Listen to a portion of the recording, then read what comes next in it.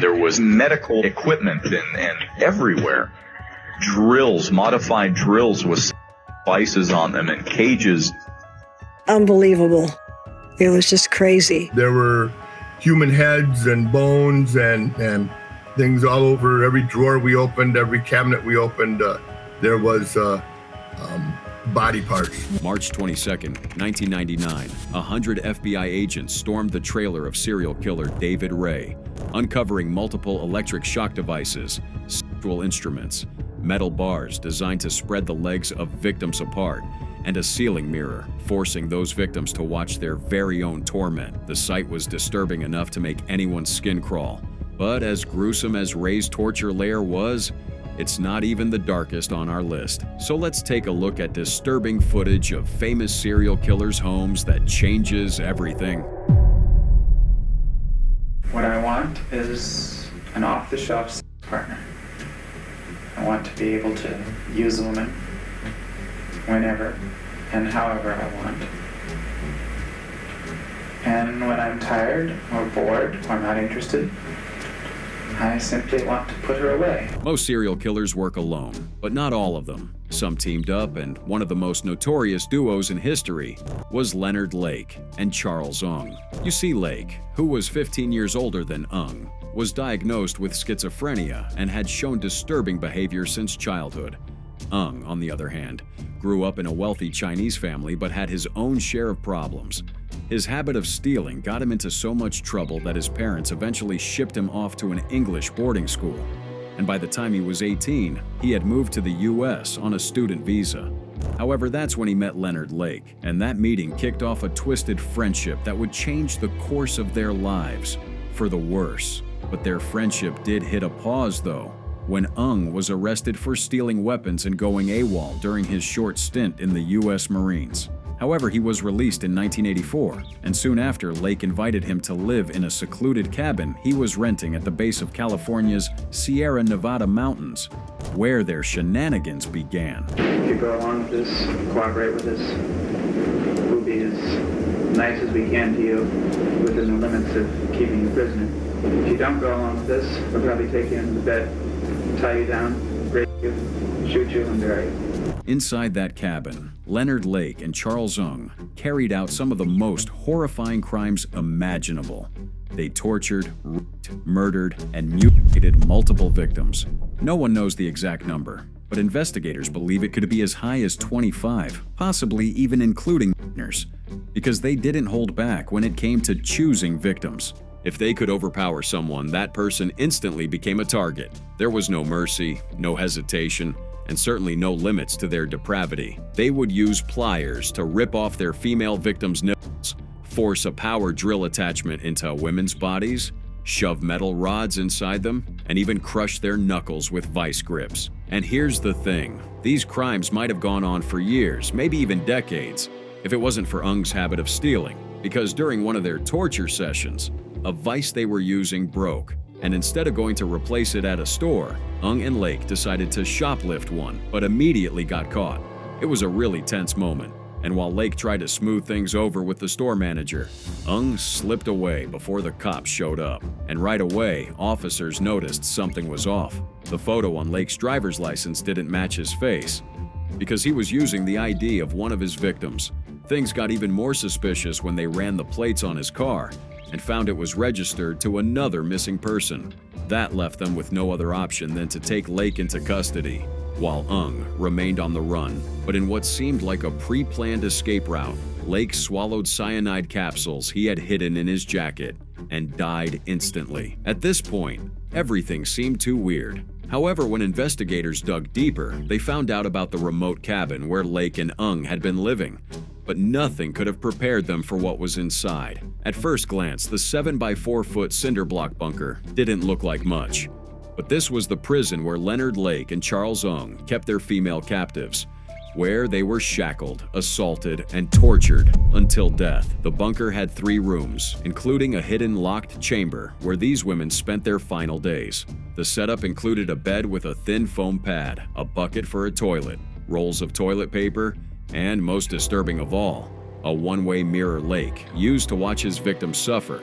Sometimes even their significant others, some of whom were also imprisoned, were forced to witness the horrors unfolding in that cramped room. But the nightmare extended beyond those walls, because as investigators combed the property, they found shallow graves containing human remains, at least a dozen bodies, dumped like trash. Across the grounds, they collected over 40 pounds of human bones, which served as solid proof that Lake and Unji's victim count was far higher than anyone could confirm. The public never saw images of those remains. The only real record of what happened came from the countless videotapes Lake had made, documenting his brutality in real time.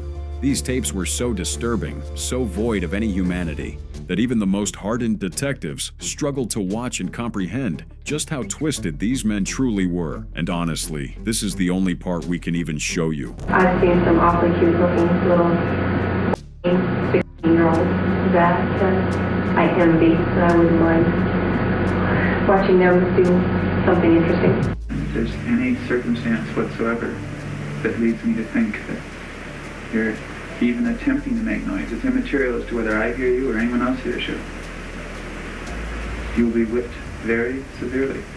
With Lake gone, all eyes turned to Ung, and an international manhunt kicked off. Luckily, just a month later, he was caught. Again, shoplifting in Alberta, Canada. Still, Ung knew that being sent back to the US could potentially mean facing the death penalty. So he fought extradition for 6 years. In the end, though, Canadian officials had him extradited, and once in court, Ung tried to paint himself as the real victim, claiming he'd been terrified of Lake and forced into the crimes against his will. But the jury didn't buy a word of it. He was convicted of 11 murders and sentenced to death. However, with California Governor Gavin Newsom halting all executions, Ung is likely to spend the rest of his life on death row. And for many, as long as he never walks free or sees the light of day again, that's justice enough. My trailer had numerous signs in it of different types, all different fetishes. I got pleasure out of the woman getting pleasure. Known as the Toy Box Killer, Ray would kidnap then sexually torture women in a $100,000 trailer filled with medical instruments, whips, chains, even an exam table. So that was just a fragment of the bone-chilling audio David Parker Ray, infamously known as the Toy Box Killer, would play for his victims the moment they regained consciousness inside his so-called toy box, a custom-built torture trailer. On March 19, 1999, 22-year-old Cynthia Vigil, working as a prostitute in an Albuquerque, New Mexico parking lot, was approached by Ray, who posed as an undercover officer. He falsely arrested her for solicitation and took her to his isolated trailer, or should I say, toy box. Once there, he shackled her to a table, and for the next 3 days, Ray, along with his girlfriend and accomplice, Cindy Hendy, subjected Vigil to horrific sexual torture. They used whips, medical tools, devices, and electric shocks to torment her. This was something they had done countless times in the past. But before beginning any abuse, Ray would play a cassette that laid out in disturbing detail exactly what his victims were about to endure. The recording lasted roughly 50 minutes, serving as a twisted introduction to the nightmare ahead. Now, on the third day, when Ray had gone to work, Hendy carelessly left the keys to Vigil's restraints within reach. Staring at her only chance for survival, Vigil grabbed the keys, freed herself, and during her escape, stabbed Hendy with an ice pick when she tried to intervene. Vigil then fled the trailer naked, wearing nothing but a metal slave collar and chains, before finding a homeowner who was kind enough to take her in and call the police. But what came next would expose one of the most disturbing criminal cases in U.S. history. You can't get away. You can't say no. You're going to be naked all the time. You won't be able to struggle or resist. You're going to have to lay there and take it, good or bad, no matter what is being done to you. After Ray's arrest for abducting Vigil, authorities quickly secured a search warrant for his home and trailer. But what they found inside was beyond horrifying. In the middle of the trailer stood a gynecologist-style table with a mirror fixed to the ceiling, forcing victims to watch the assaults as they happened.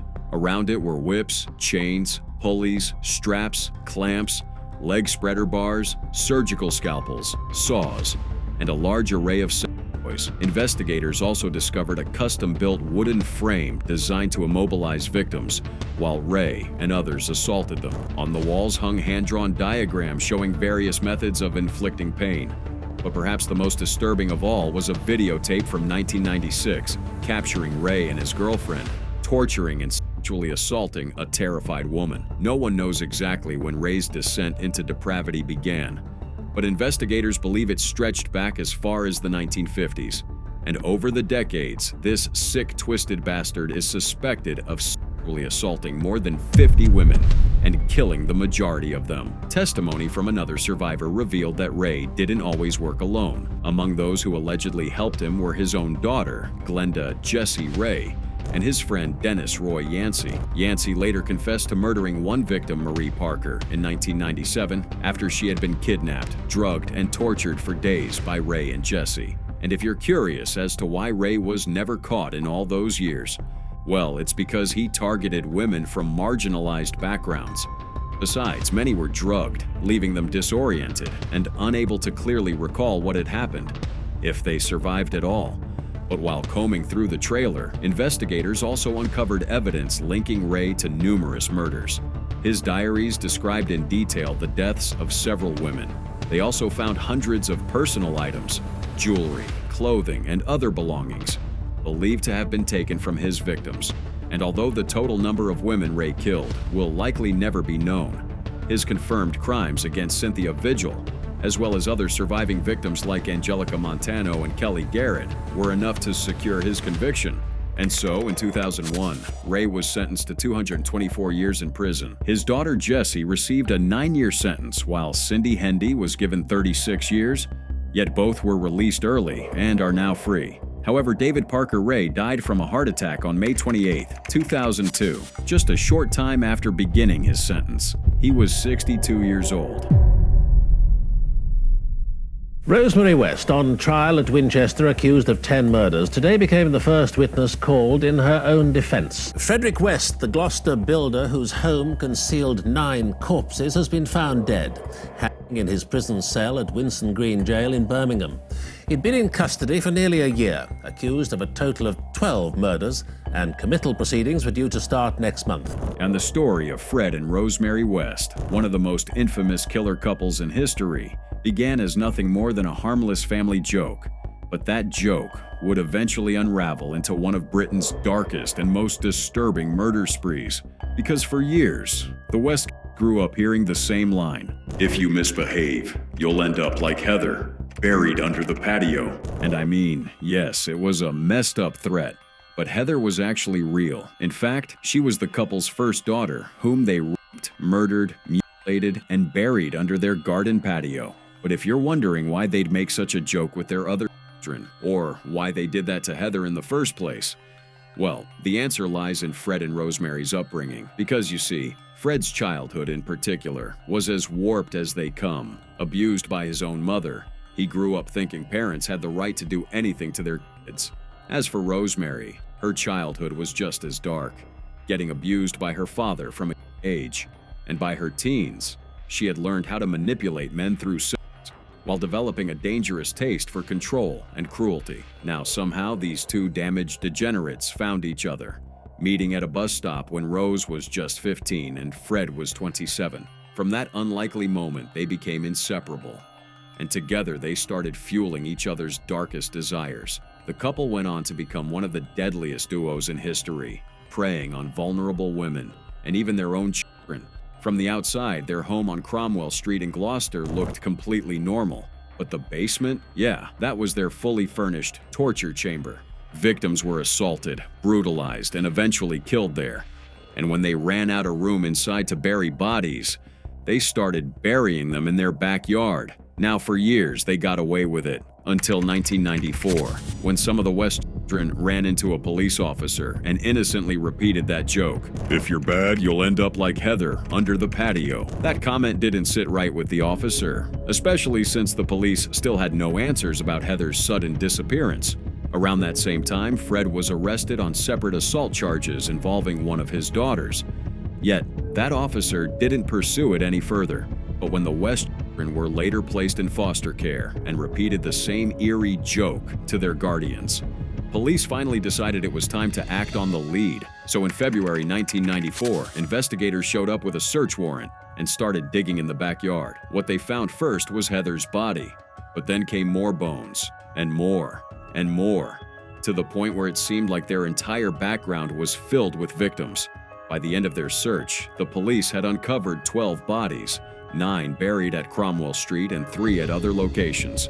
Among them were Fred's first wife, Catherine Rena Costello, and Ann McFall, a woman who had once cared for his children. The rest were women who had rented rooms at the West's home, hitchhikers who had no idea what they were walking into, and even 2 of their own children. These are some pictures taken from inside the basement of their home, with cops digging up the backyard. Eventually, Fred confessed to killing Heather and others, but swore his wife, Rosemary, had nothing to do with it. Rose, of course, claimed she didn't know a thing either, but judging by the number of victims, the level of planning, and the fact that it all happened right under her nose, her plea of innocence was hard to believe.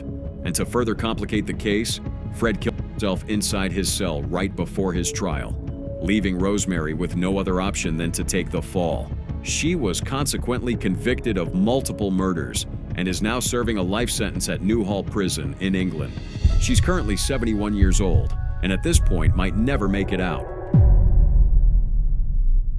This was the lair of Chinese serial killer Gong Runbo, a dark, filthy hideout where at least 6 children were lured, violated, and murdered.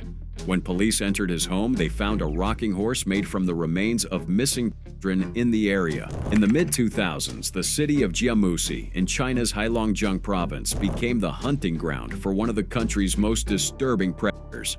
His name was Gong Runbo, and between March 2005 and February 2006, he killed at least 6 children, with evidence suggesting the real number could be over 28. Now, a lot about his past is mostly a mystery, but what we know is that, as a child, Runbo reportedly witnessed his uncle's murder, a violent, traumatic moment that some believe may have left deep scars.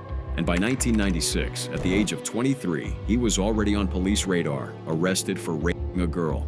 He consequently served 8 years in prison and walked free in 2004. But for Runbo, freedom didn't mean a fresh start. He had no job, no family ties, and no prospects.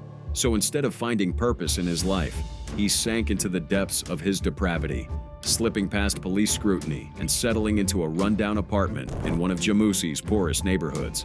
And unfortunately, that's where his horrific killing spree began.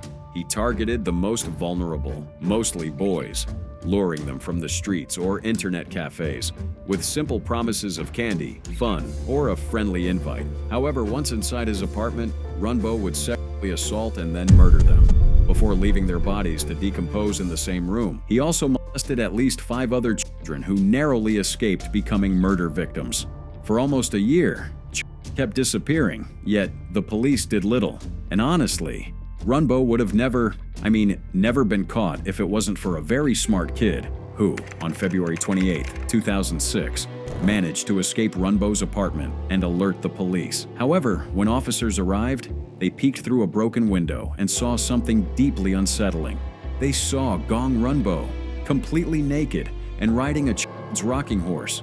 They didn't know what weapons he might have had in there, so they waited until he left for a nearby internet cafe, his regular spot for gaming and finding victims, before storming into the apartment. Now inside, they found 4 decomposing bodies, more than a dozen pairs of children's shoes, and bones that hinted at over 20 murders. So that same day, police arrested Gong, and he confessed to multiple murders immediately.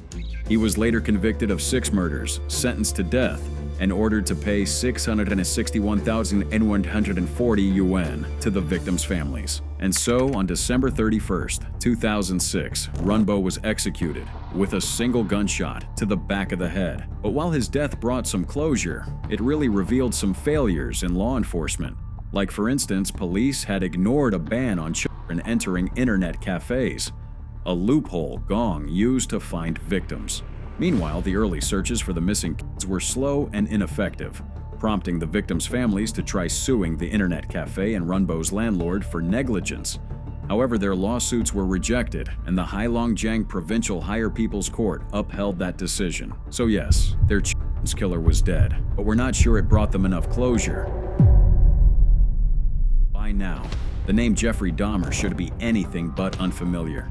We've all heard about his life, his crimes, and the twisted mind behind them. But here's the thing, most people skip over the part that's truly the stuff of nightmares. What investigators actually found inside his apartment. Because honestly, that's where the real horror lived. When police walked into apartment 213 at the Oxford Apartments in Milwaukee, nothing could have prepared them for what they were about to see. 7 human skulls, a bag filled with organs, 2 human hearts, and many more. It was like walking into a nightmare in real time. But it was also the physical remains of Dahmer's disturbing, years-long killing spree. Between 1978 and 1991, Dahmer murdered 17 men and boys across multiple locations. But he didn't just kill them off, he raped, dismembered, and sometimes even ate his victims. And by the time he was finally caught in July 1991, his apartment had been transformed into a literal chamber of horrors. In just the 14 months of living there, Dahmer had killed 12 people, stashing their remains in acid-filled barrels, freezers, and even closets. His depravity had no limits. And believe me, you haven't even heard the worst part yet. During the search of his home, police found 2 complete skeletons, a pair of hands, mutilated genitalia, a 57-gallon drum crammed with 3 dismembered torsos, a blood-stained bed, multiple human skulls, the tools he used to dissect bodies, pots he used to cook human flesh, and most chilling of all, a refrigerator he used to store the dismembered parts of one victim, including their head. But then there were also the Polaroid pictures, dozens of them, with each one documenting a different stage of his crimes, from drugging his victims to killing them and then mutilating their bodies. Plus, the smell inside, completely unbearable. Officers present that night say Dahmer's apartment smelled like a nauseating blend of rotting flesh and harsh industrial chemicals. And when officers inquired about the disgusting smell, Dahmer casually blamed a broken freezer, when in reality, it was the acid he had used to dissolve his victims' bodies. But probably the most disturbing thing of all wasn't what Dahmer did to the dead, it was what he tried to do to the living. In April 1991, Dahmer drugged 19-year-old Errol Lindsay, then drilled a hole into his skull and poured hydrochloric acid inside. This wasn't random, as Dahmer was trying to create what he called a compliant zombie. A month later, he tried again, this time with Conorac synthesomphone. He drilled into the boy's skull and poured in more acid. But just like before, the experiment failed. Eventually, Dahmer was arrested and sentenced to 16 consecutive life terms. But he never served them all because in 1994, fellow inmate Christopher Scarver took justice into his own hands by beating Dahmer to death inside the Columbia Correctional Institution in Wisconsin. Over what authorities and indeed the government knew about Ruda Cabana and opportunities possibly missed to stop him.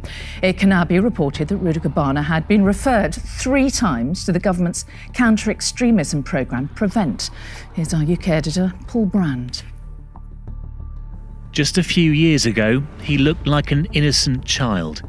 Today, there is no mistaking him as a guilty man. This is Axel Ruda Cabana on July the 29th. On his way to carry out a knife attack on a class full of... He is now rated officially as Britain's most dangerous prisoner. Usually, the most well-known and long-active serial killers are over the age of 21, having spent years evading law enforcement. But the Southport murderer was different. He wasn't even 18, and unlike many others, he didn't target people he found attractive or those who had wronged him. Instead, he preyed on innocent victims. And footage of his room is just as twisted as his crimes. But who exactly was this guy? Well, the first thing you need to know is that Axel Ruda Cabana is not your average teenager, born in Cardiff to Rwandan parents. His family lived in a modest 3-bedroom terraced home on a quiet cul-de-sac with just a handful of other properties. They had 3 children and lived happily. But what they didn't know is that their youngest son, Axel, had begun developing an unhealthy obsession with death and secretly producing a lethal poison. He attended Range High School in Formby, but in 2019, his time there ended after he contacted the NSPCC's Child Line Service, reporting that he was the victim of racial bullying and had begun carrying a knife for self-protection. Within days, he was permanently expelled, not just from Range High School, but from mainstream education altogether. And from there, Ruta Cubana went on to attend two specialist institutions, the Acorn School in Lancashire and Pressfield High School and Specialist College in Southport. Still, staff at both schools grew increasingly concerned about Axel's conduct. And in one incident during an IT class at the Acorns, a teacher noticed him viewing disturbing online content about a mass school shooting in the United States. The matter was reported to Prevent, the UK's anti-radicalization initiative. Counter-terrorism officers even interviewed him, but since he showed no clear ideological leanings, his case wasn't escalated. Then, with the COVID-19 pandemic forcing a national lockdown, Ruta Cubana became increasingly isolated. He spent hours online, browsing the internet, and eventually downloaded an Al-Qaeda manual. Using its instructions, he produced ricin, a deadly toxin, right in his bedroom. He also used that same manual to learn lethal knife techniques, all while being absent from school for over a year and having multiple run-ins with the law due to his erratic behavior and unusual obsession with knives. But by 2024, Ruta Cubana had completely disengaged from mental health services, and his mind had gone entirely rogue. He purchased more knives, bows, arrows, and everything else he needed to plan a malicious attack. And by summer of that year, almost 5 years after his chilling child line call, his descent from a well-disciplined schoolboy to one of Britain's most notorious killers was complete. So on July 29, 2024, using the alias Simon, Ruta Cubana booked a taxi to Hart Street. He asked the driver to take him to 34A, then got out without paying and made his way down an alley toward the Hart Space, a studio hosting yoga, dance, pregnancy, and children classes. That day, 26 children were inside for a Taylor Swift-themed workshop. Wearing a green hoodie and surgical mask, and armed with an 8-inch Apollo Cerberus chef's knife, Axel entered the building at 11:45 a.m. through an unlocked front door and climbed the stairs to the studio. Without a word, he began stabbing at random, moving swiftly across the room. Yoga teacher Leanne Lucas and co-organizer Heidi Little were leading the event, but when Lucas attempted to shield the children, she was stabbed 5 times in the neck by Axel. Yet, despite her injuries, Lucas managed to call 999, instructing others to lead the children down the stairs and out into the car park, telling them to run once outside. Merseyside police received the first emergency call at 11:47 a.m., and paramedics and officers were dispatched immediately. But subsequently, by the end of the attack, 3 children were dead and 10 others injured. When confronted, Ruta Cubana complied with police commands to drop the knife and was arrested on the spot. He then led them to his home, where the real tragedy unfolded. I mean, just look at this. This dude, at just 17, had knives, bows, arrows, and a room that looked, and probably smelled, like a dungeon. But what's even more shocking is that he lived with his entire family, and not once did anyone think to step inside or even suspect that Axel was turning into a monster. However, as we know, all monsters eventually have to be tamed. So after multiple outbursts in court and ultimately pleading guilty at Liverpool Crown Court, Axel, then 18, was handed a life sentence with a minimum of 52 years before he can be considered for parole. Karl Denke, a German serial killer and cannibal, murdered and consumed at least 30 to 42 homeless people and travelers between 1903 and 1924 in Münsterberg, Silesia, now Zembice, Poland. However, Denke didn't just consume his victims.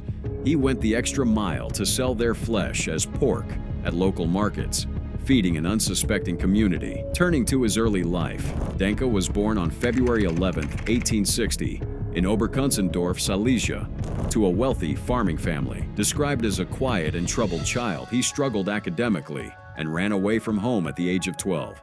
However, when his father died, Denke, who was 25 years old at the time, returned to claim his inheritance. He unsuccessfully attempted to go into farming with the money and later purchased a house in Münsterberg. However, he lost the property to inflation after World War I. forcing him to rent a small apartment and operate a shop selling leather goods and boneless pickled meat. But it was also at this point that his descent into becoming a murderer began. In 1903, his first known victim was Ida Lohner, and from there, Denka went on to target victims he suspected would less likely to be missed. He lured them to his home with offers of food, shelter, or work. But once inside, he would kill them, often using an axe, then dismember their bodies and process the flesh into pickled meat, which he sold as pork in Breslau na Wrocław. He also fashioned belts, suspenders, and shoelaces from human skin. Plus, one ledger he kept recorded at least 31 victim names, weights, and dates of death, though the total number of victims may have exceeded 40 based on the sheer volume of human remains later discovered in his home. And his crimes went unnoticed for years, partly due to his respected social standing and the economic desperation of post-World War I Germany, where food shortages made his cheap meat popular.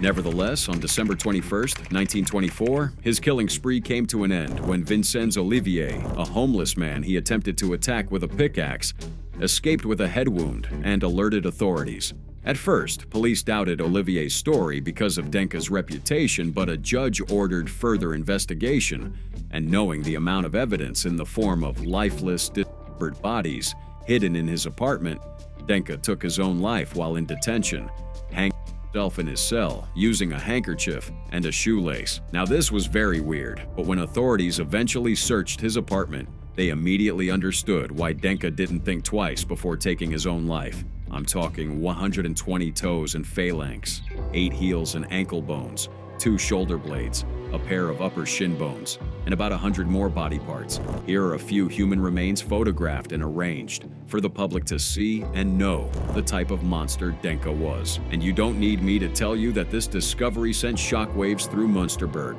causing a sharp drop in local pork sales and widespread panic.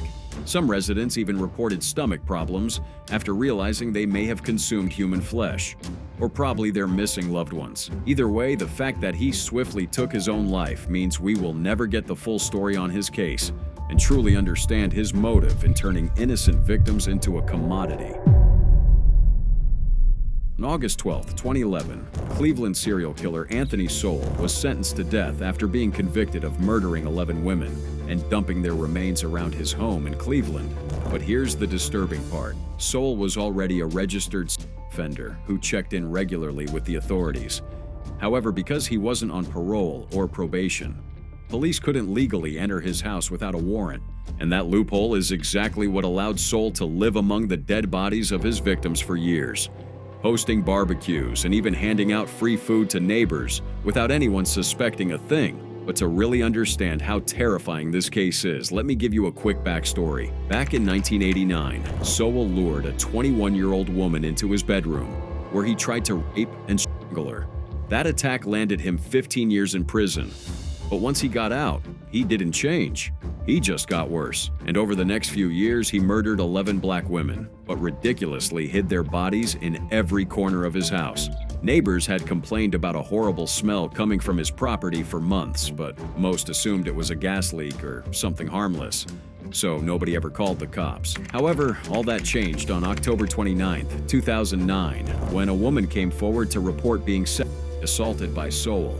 She also detailed what she saw in his home, allowing officers to use her testimony to obtain a search warrant. And when they arrived, Sowell wasn't there. But what they found inside was beyond disturbing. Bodies were everywhere, some upstairs, others buried in shallow graves, including one in the basement. Investigators believe all of them were strangled, though decomposition made it impossible to confirm the cause of death for at least 2 victims. This room right here was the only room without a dead body. And as scattered as it looks, that's where Sowell slept for years. This room here is where Sowell kept the clothes of his victims after he had stripped them naked and violated them. And this right here is Sowell's basement, where, in one of those buckets, he had stored a human head. 2 days after searching his home, officers spotted him casually walking down the street in his neighborhood and took him into custody. He was sentenced to death in 2011 for all 11 murders, and after his conviction, his home was demolished as a grim attempt to erase the nightmare it represented for the community. In the end, Sowell was incarcerated at the Chillicothe Correctional Institution until January 21, 2021, when he was transferred to the Franklin Medical Center in Columbus due to a terminal illness. He remained there until his death on February 8, 2021.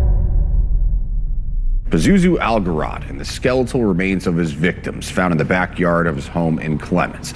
Algarad was arrested on October 5, 2014, after the remains of Joshua Wetzler and Tommy Dean Welsh were found in the backyard of the Nob Hill. Animal feces, filth, and dead bodies. These were just some of the horrors caught on camera inside satanic murderer Pazuzu Algarad's home. For context, Pazuzu, who openly identified as a Satanist, lived a life steeped in darkness. From an early age, he battled severe mental health issues. His mother, Cynthia, initially sought psychiatric care for him, but when her finances ran out, the treatment stopped, and his condition worsened. In 2002, he legally changed his name to Pazuzu Algarad, a direct reference to the Assyrian demon featured in The Exorcist. Then, after the name change, he intentionally pushed himself even further to society's fringes by tattooing his face and filing his teeth into sharp points. Plus, these choices were a deliberate act of defiance against Clements, the small, devoutly Christian town he called home. Now, for some reason, women were often drawn to him. Two of his known fiancées, Amber Birch and Crystal Matlock, spent considerable time with him at his residence, which housed a bunch of misfits. The only rule they had was that there were no rules, and so they all engaged in all types of disturbing activities. I'm talking about self-harm, heavy drug use, drinking bird blood, sacrificing rabbits, and participating in group sexual encounters. And the home itself mirrored the chaos inside, as it was littered with trash covering the floors, animal carcasses decayed in plain sight, and blood smeared the walls. However, in September 2010, Pazuzu was arrested and charged as an accessory after the fact to involuntary manslaughter in connection with the killing of a man named Joseph Emmerich Chandler. Authorities didn't claim Pazuzu killed Chandler. Instead, they accused him of being an accomplice since the suspected murderer had been living in Pazuzu's home. And let's just say that being linked to that case opened a massive can of worms, because when authorities decided to take a closer look at Pazuzu's apartment, they were shocked to the bone by what they found. Look at that step. Jesus Christ. Sir, did you by chance?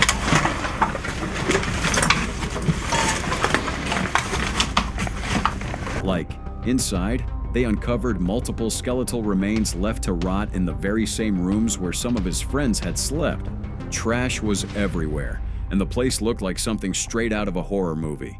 Nevertheless, Pazuzu and both of his girlfriends were swiftly arrested after two of the bodies were identified, and given the horrific state of the property, county officials declared it uninhabitable and had it demolished. Surprisingly, just 6 months later, Pazuzu Algarad was found dead in his cell at Central Prison in Raleigh, North Carolina. He had suffered a deep cut to his left arm, and authorities ruled his death a suicide, though the exact tool he used to inflict the wound was never determined.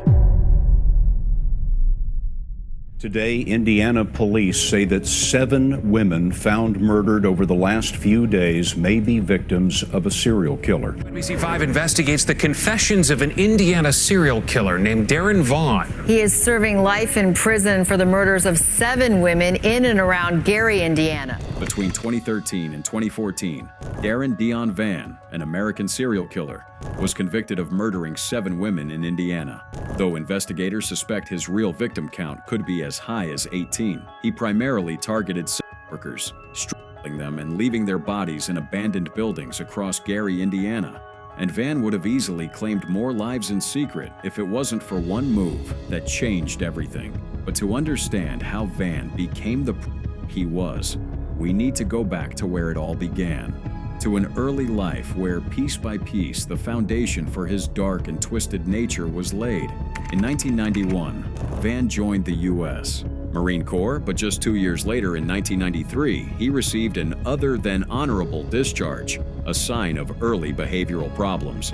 Then, in 1995, at just 24 years old, he married Maria Vann, a woman who was about 30 years older, but their marriage ended in 2011. Nevertheless, Vann's criminal record began to grow in 2004 when he was arrested in Gary for threatening to set his side chick on fire. That incident resulted in a 90-day jail sentence. However, by 2007, his crimes had escalated further when he sexually assaulted a woman in Austin, Texas, earning a 5-year prison term. But once he got out in 2013, things only got worse. Vann targeted women he saw as vulnerable. You know, sex workers, the homeless, those struggling with addiction, that sort of thing. And for someone who had been in prison twice, you'd think he might have gone through some kind of rehabilitation. But let me be clear, prison did nothing to reform him. If anything, it seemed to make him more dangerous. Vann later told police he killed because he believed he never should have been incarcerated in the first place. And with thousands of abandoned houses scattered across Gary, he had the perfect cover to hide his victims. So using Backpage.com, he would contact women, lure them under the pretense of paid encounters, strangle them, and then leave their bodies in vacant properties. Here is a photo of the house where one of his victims was found. And as you can see, it had been abandoned, so no one ever bothered checking inside. Even worse is the fact that Vann might have gotten away with his crimes entirely, if not for the friend of one of his victims, 19-year-old Afrika Hardy, who had just graduated from high school and met Vann through an escort agency. Hardy had told a friend about the escort job, but when that friend stopped hearing from her, she panicked and began searching for Hardy using her shared mobile location. Shockingly, Hardy was found inside the bathtub of a motel room, leading that friend to alert police immediately. Investigators then used Hardy's phone records to trace the last person she spoke with, which led them directly to Vann. So on October 18, 2014, Vann was arrested. And without putting up much resistance, he confessed to Hardy's murder and even offered to lead investigators to 6 other bodies he had left in abandoned houses. Part of this cooperation was an attempt to avoid the death penalty, although at one point he claimed he would prefer execution over spending life in prison. Also, during interrogations, he said he killed out of anger, described his victims as random, and admitted to feeling a killing rage. He tried to hide from his family. I call it my mistakes. Your rages? Yeah, my rage. When stuff don't go right, I go looking for an out. I usually try to go to Illinois where I have my guns. You see what I'm saying? On May 4th, 2018, Vann pleaded guilty to 7 murders in exchange for avoiding the death penalty. Then, just a few weeks later, on May 25th, 2018, he was sentenced to 7 concurrent life sentences without parole. He is currently incarcerated at Wabash Valley Correctional Facility, where he will remain until he dies.